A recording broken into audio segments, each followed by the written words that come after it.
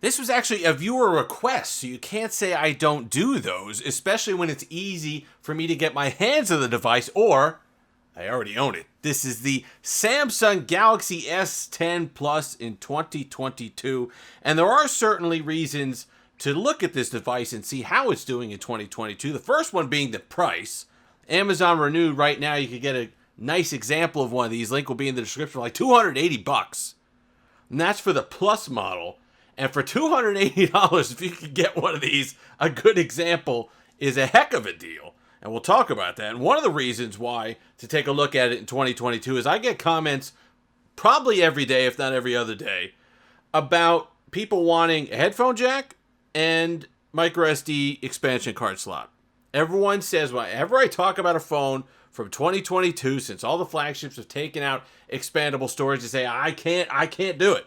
I need a phone with expandable storage. Well, here you go. Here's the last Samsung flagship to feature both a headphone jack and expandable storage. It's here for you in the S10 Plus. It's also one of the last Samsung flagships to have a chip in it, a Snapdragon, an 855, that knows you can be both powerful and power efficient and not overheat.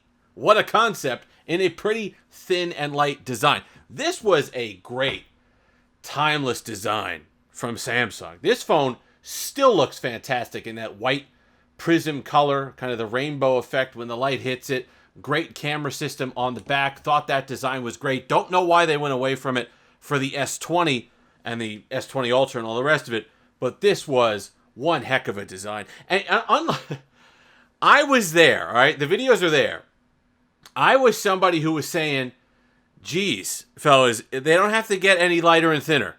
It's fine, but there's a point when they could just stop getting thinner at the cost of features. So this was an incredibly light, incredibly thin device, and it was great.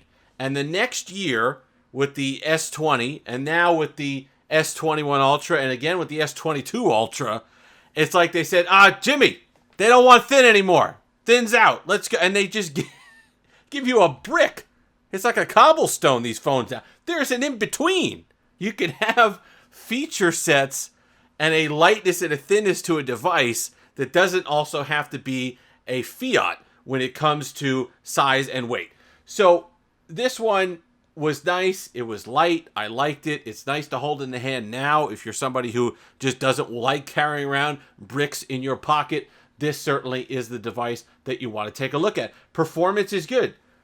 The only thing I can tell you that I notice is the first generation ultrasonic fingerprint sensor does not compare to the ones recently in the S21 Ultra and the S22 Ultra, but that's to be expected. It's a couple generations down the line. Still works, still plenty secure. Face unlock, it's not iris unlock, okay, so it's not anything fancy like the Note 9 had as they started losing features in these devices, but it still works. And face unlock often works faster than I can even get my fingerprint there to unlock the device regularly.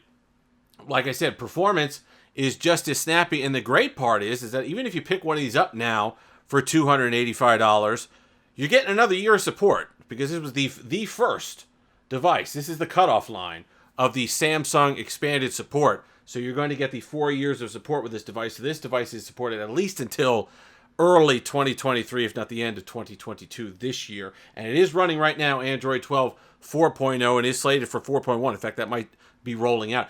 The great thing about the Snapdragon 855 is not only do you get the power of it, which is still more than you're going to need for everyday tasks like Instagram, like Twitter, Facebook, Pokemon Go, which I've been playing. You can see a lot of this week on this device.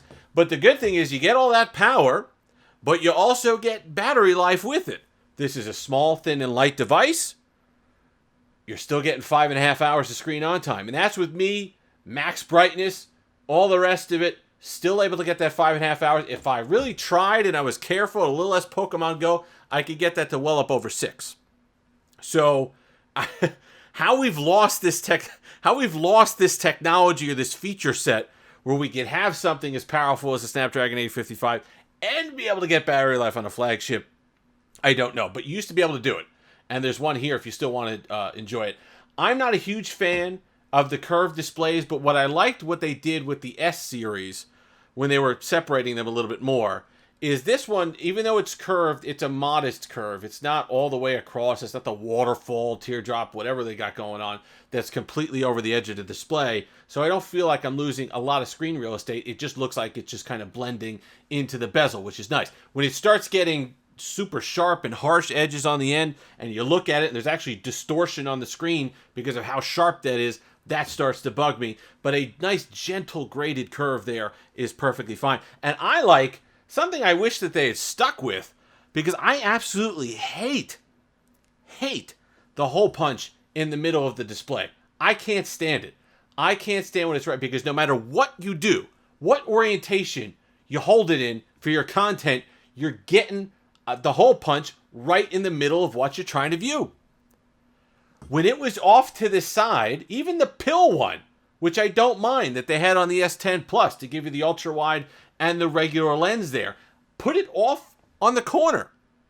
That way, if you're holding content like this, if you got a black screen or there's usually a watermark or something like that down there anyway, if you're watching a YouTube video, it's out of the way. You don't have to worry about it. It's not right in the center of whatever you're viewing. So I like that. I like the little pill design. Plus, you had the cutesy kind of like Wall-E, robot, Pixar wallpapers that you could put up there that actually use the little hole punch as part of the wallpaper and cool stuff like that. I like having the versatility on the selfie camera of both the wide angle and the regular lens. That was neat. So that didn't bother me because it was off in the distance there. So I wish they would go back to that. You're getting flagship build quality, something you typically can't get for $285. Gorilla Glass front and back. And the other thing that you pick up, which is something I haven't talked about in a lot, the next time we talk about the S22 Ultra, I'm going to talk about it, is the way that they made, I forget what Gorilla Glass this is, probably 5 or 6. The way that they made the older Gorilla Glass, they actually had some scratch resistance. Now it feels like they've made them softer in order to resist against shattering. But I don't know who these people are. Just keep trying. Buy a case. Go back to where you have it, where the scratch resistance is a heck of a lot more important than just shattering resistance. If you drop the phone hard enough, no matter what glass you put on here, if you drop it on a rock, it's going to shatter. But I would rather them focus on the scratch protection, because that way you just put it in a pocket, you put it in a messenger bag. You don't have to worry about all these micro scratches. And this one, for being almost 3 years old, basically at this point, over 3 years old, has held up incredibly well with that. No micro scratches, despite being in pockets, with keys, with other phones, and in a case. But the older versions of Gorilla Glass seem to be a bit better at scratch resistance than the newer ones. You're not going to have a problem with RAM and all the rest of it. You get your max RAM on this, the 12 gigs, I believe, on this version. Let me double check that, actually. I want to see if it's 8 or 12. But I do believe that it was 12, because I was just looking at that the other day.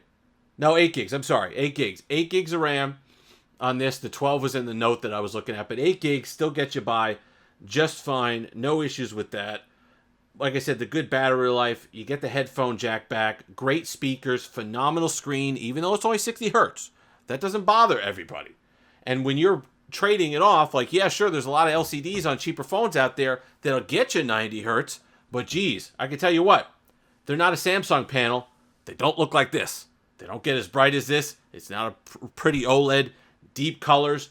The thing that, like we talk about, I talked about iPhone and how Apple kind of hurts themselves with the experience being the same every single year, and it's hard to differentiate between one iPhone and another because the experience is so smooth between them. Same thing goes with Samsung. It is incredibly hard, going back even 3 and 4 years, to differentiate the devices based on display, since all of the panels are just so good. So nice. So if you're somebody who needs those legacy features like the headphone jack, like expandable storage, like that, I think this is your last stop. This is certainly the device that you're going to want to hone in on if you could find a good one, because you're still getting support, you're still getting those legacy features that you want, you're getting enough of the creature comforts of modern flagships like the display, like the battery life, like the power, even with the 855 Snapdragon in there. I think as far as overall, you're going to have a fantastic quality mobile experience with this device, and in a package that feels nice, looks nice, great timeless design, cameras that are still good and still getting the new features of One UI. since this camera system was quite good. Wireless charge, reverse wireless charge, a lot of those monitor stuff in a package that costs you $280. Again, link will be in the description. If you've made it this far, like, comment, subscribe, all that fun stuff. Hey, LongIslandWatch.com. Support the people who support the channel. Mark's actually running a sale on these. This watch right here with the display case back, which is fantastic. You can see the automatic movement going there. Canvas, leather strap, sapphire crystal, automatic movements, $135 for this. Link for that in the description as well. Until next time. You thought I forgot. Have that Steve-licious day.